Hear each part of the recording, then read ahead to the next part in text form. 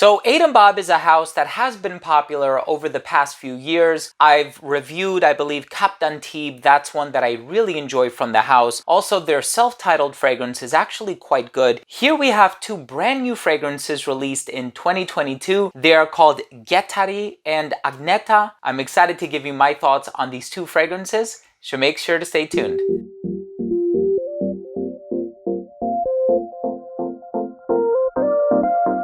Now, before I begin today's video and I give you my thoughts on these two brand new releases by the company Aid & Bob, they're called Guethary and Agneta. I want to start things off by saying that if you're a fan of fragrance-related content, please do consider supporting the channel by subscribing to it. Hit that bell icon so you could be notified whenever I do upload future videos to the channel, and I upload on a daily basis. And also, if you can go ahead and click where it says enable all notifications, this way that will ensure that you do get notified whenever I publish, and give this video a thumbs up if you enjoyed it or if you took something of value from today's episode. So these two fragrances literally just came out. The date of release is November 18th, so they're hot on the market, and they are two disparate fragrances. So the only thing unifying the two of them is I pick up sandalwood in both of them, but in terms of the note breakdown, quite different. Agneta is definitely on the darker side of things with a little bit of like an incensey vibe. There's coffee in here. There's also some really dark, rich ingredients. And the only ingredient that is perceived to be on the darker side of things is this ink note that is found in Guethary. However, it's very smooth, creamy, musky. And throughout the course of this review, I'll try to make comparisons to other fragrances just to kind of give you an idea of what these could potentially smell like, especially given the fact that it's kind of hard to imagine sometimes what the overall composition might smell like with a bunch of different notes. And both of these are pretty densely packed when it comes to the note breakdown. In any case, I'm excited to talk to you about the smell, but let's start things off with the presentation.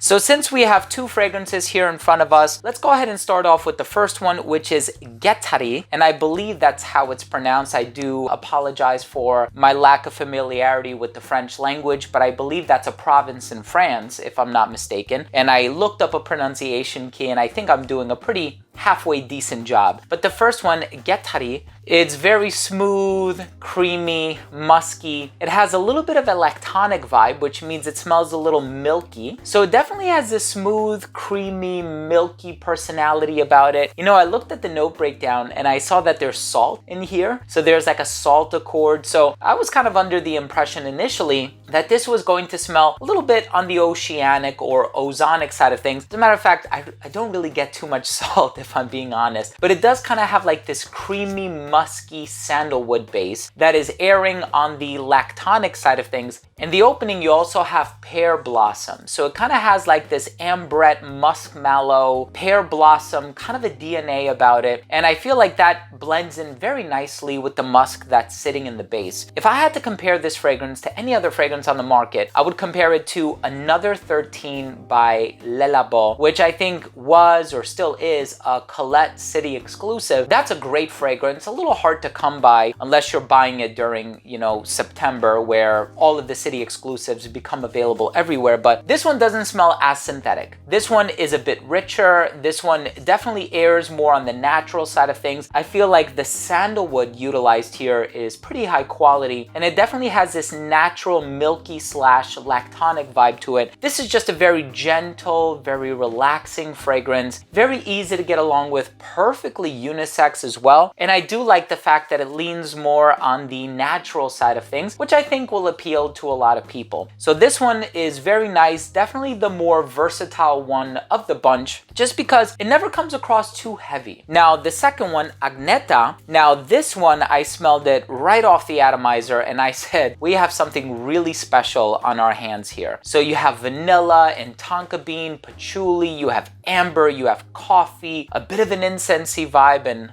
bunch of spices in here as well. I know there's cardamom, might even be a little bit of cumin if I'm not mistaken, but cardamom 100%. And this fragrance opens up with this ambery, slightly sweet, it's not an overly sweet fragrance, but this ambery, slightly sweet, spicy concoction that kind of reminds me of Gris Chanel by BDK Parfum. So it could be either the original or the extrait, but this one is actually a bit darker. So almost if you can imagine a spicier version of Gris Chanel by BDK Parfum, that's what you're gonna get with Agneta. This one, if I'm not mistaken, also has black pepper in here. So the black pepper, the cardamom, but that ambery richness in the base is quite pronounced, to the effect that you can smell it right off the opening, right? So although you might have a little bit of a floral touch in here, it's very mild. I think jasmine is also an ingredient in Guethary. So it kind of has like this clean vibe that kind of pairs very nicely with the musk. This one is more about the amber, the spice, and you do have a little bit of like this coffee richness in the heart. And it definitely smells like a stronger and spicier Gris Chanel by BDK Parfum. This one is perfectly suited for the colder weather. If you are a fan of these heavy-hitting, slightly sweet, spicy, really bold, charismatic, and extroverted fragrances, you're going to really enjoy Agneta. If you're looking for something a little bit more on the calm, sophisticated, more humble side of things, but something that also has mass appeal, I think your preference will probably be Guethary. Nevertheless, both of these fragrances are done very, very well. The quality of ingredients is also very good in both of these fragrances. And given the opportunity, I would certainly recommend that you check them out. Of course, these fragrances are available at Twisted Lily. I'm gonna leave all of the information down below. Twisted Lily is absolutely amazing. They have some of the best niche brands that are available in the industry. And they also have a place where you can sample them on the website as well. So definitely check them out. Get your nose on it first. Of course, be your own judge. But both of these fragrances have something really special going for them, but I do feel as though they're going to cater to two different crowds. So definitely try them for yourself. If my description, my objective description of the smell and how I perceived it seems like it's a scent that would resonate with you, definitely go ahead and get yourself a sample, and I sincerely hope you enjoy it. Let's go ahead and finish things off with my overall assessment. Now first, in terms of the uniqueness and the overall smell, both of these fragrances are fairly unique given the fact that